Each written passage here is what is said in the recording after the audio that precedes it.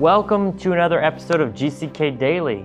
Today we're going to be hitting the streets of Chicago to ask the wonderful people of the U.S. to describe a Christian.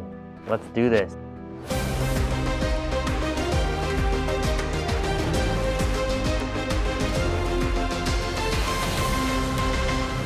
I am not Christian. I don't have a religion. And so I think it doesn't matter what religion you have.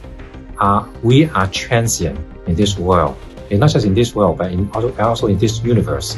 But my philosophy of living in this world is that we are all transient, but we all need to do good things to us, to everyone who's around us, and be nice to everybody. When I hear the word Christian, I think of somebody that loves God, that follows His word, that does His commandments, and shows love to his neighbor, and is just an all-around good person that's sold out for Christ and sold out for His mission.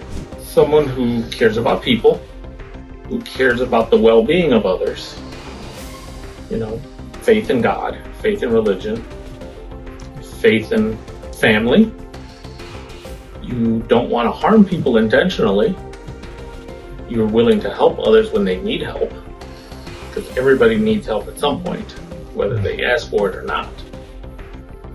Family, because family is what everybody has at some point, and it's what you cling to when you need help. Well, in my mind, just someone with a good heart who is mindful and tries to live a good life. To me, a Christian is somebody that tries to reflect the image of Christ in their actions, in their way of living.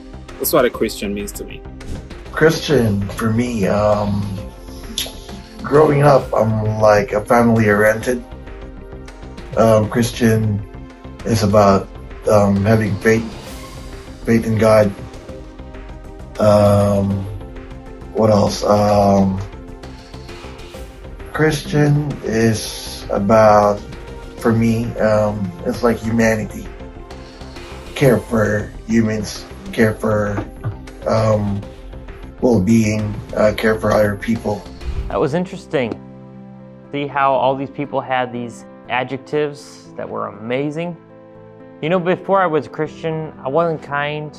I was okay, but if you crossed me, it was pretty nasty. But when you meet Christ, you experience His love. It changes everything. Today we're going to go through some verses in the books of Galatians and Colossians, and we'll be learning about the housing of Christ. Let's listen to Dr. Kumuyi now. Galatians chapter 2. We're reading from verse 20. Galatians chapter 2, verse 20. It says, I am crucified with Christ. Nevertheless, I live, yet not I, but Christ liveth in me. Understand that. After you've given your life to the Lord, Christ, in His love, in His strength, in His power, in His unction, in His abiding might and strength, enters into you. And now you are not empty. And your throne, the throne of your heart, is not vacant anymore. You are now living in the faith, by the faith, through the faith of the Son of God. It says, I live, yet not I, but Christ liveth in me. And the life which I now live in the flesh, not when we get to heaven, here on earth, in the flesh. I live by the faith of the Son of God, who loved me and gave Himself for me. Be conscious of that every time, that you are not living the ordinary life you used to live. You are now living in the faith, by the faith, and through the faith of the Son of God, the Lord Jesus Christ. In Colossians chapter 2, reading from verse 9. Colossians chapter 2, verse 9. For in Him dwelleth the fullness of God, of the Godhead bodily. In Christ dwells all the fullness of God, of the Godhead, bodily. And then in verse 10 it tells us, and ye are complete in him, and you are complete in him. Complete power, complete unction, complete anointing, complete strength, that there's nothing lacking anymore. If you have been converted to Christ, converted by Christ, and converted by the sacrifice of Christ on the cross, now you are complete in him, which is the head of all principalities and power. It tells us in Colossians chapter 3, from verse 1, it says, if ye then be risen with Christ, dead, crucified with Christ, dead with Christ, risen with Christ, seek those things which are above. Your affection is changed. Your mindset is changed. The direction of your life is changed. You are now living the way Christ would live if Christ were here on earth. Did you hear what the man of God said? He said, we are Christ, and because of this, we are complete in Christ. We lack nothing. We have the strength, power, and anointing. Christ changes our mindset, the direction of our life. We now live like Christ would. This is beautiful. Let's keep listening. And it says, because you are risen with Christ, seek those things which are above, where Christ sitteth on the right hand of God. And then it says in verse 2, set your affection, set your love, set your mind on things above, not on things on the earth. It says in verse 3, it says, for ye are dead, and your life is hid with Christ in God. And now verse 4 says, when Christ, who is our life, shall appear, then shall ye also appear with him in glory. You have started in grace, you will end in glory. You have started with Christ, you will reign with Christ in Jesus' name. When we talk of salvation, it's a life-changing experience. It's a life-converting experience. When you say, I'm saved, that means I am converted. When you say, I am saved, that means I am transformed. When you say, I am saved, it means the converting, transforming power of Christ from Calvary has effected a change, a mighty change in your life. Now it's time for you to decide to live like Christ, to house Christ. This is the opportunity to experience the peace, joy, and divine help. Whosoever will call on the name of the Lord will be saved. Once you realize, I cannot save myself, my good works are not good enough, my kindness not kind enough, my righteousness not righteous enough, only Christ, because he died on the cross of Calvary, can save me. You come with that understanding, salvation will come. Father, we thank you for making your word clear to everyone, that it's not the works of our hand, it's not our merit, it is not any good thing we have done, but it is what Christ did on the cross of Calvary, that he bore our sins and has taken all our sins away. Lord, I pray for everyone putting their trust and their faith in Christ tonight. Save them, forgive them, set them free from their sins in Jesus' name. From now on, what they couldn't achieve and do by themselves, I pray that your grace will come into every life. That they'll go from here and live in the grace of God, in the righteousness from heaven, in Jesus' name. Lord, grant everyone assurance of their forgiveness, assurance of their salvation, new strength, new power, new life, new nature. Grant to everyone to go and sin no more in Jesus' name. Write their names in the book of life in heaven. Thank you, Lord, because I know you have answered. In Jesus' name we pray.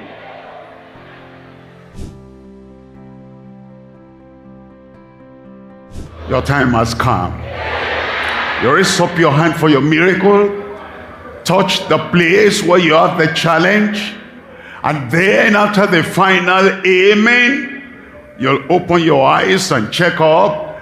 You'll find God has made all things possible in your life. Raise up that hand. Expect the miracle. Put your attention on God.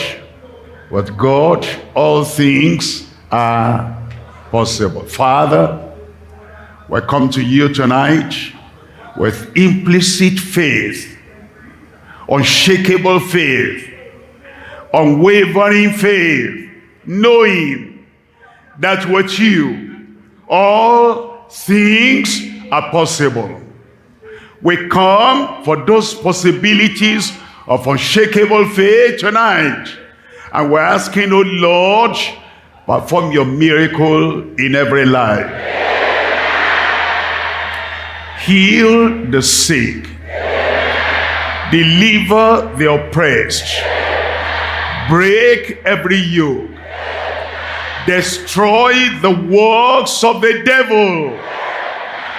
Lord, I pray that what men could not do, and what men cannot do, that at this very moment now, over here, on these grounds, over the radio, over the television, and in every locality, everywhere, all over the world, what men could not have done, do it now in Jesus' name. Let the incurable be cured right now. Issue of blood dry up in Jesus' name. Cancer be healed in Jesus' name. Tuberculosis, you're healed in Jesus' name. Every yoke, every affliction be taken away from your life and from your body at this moment. In Jesus' name. Healing everywhere now. Deliverance everywhere now. Miracle everywhere now. Lord, confirm it in everyone. Testimony in every mouth. In Jesus' name we pray. Who am I that you are mindful of me, that you hear me when I call? Is it true that you are thinking of me, how you love me? It's amazing.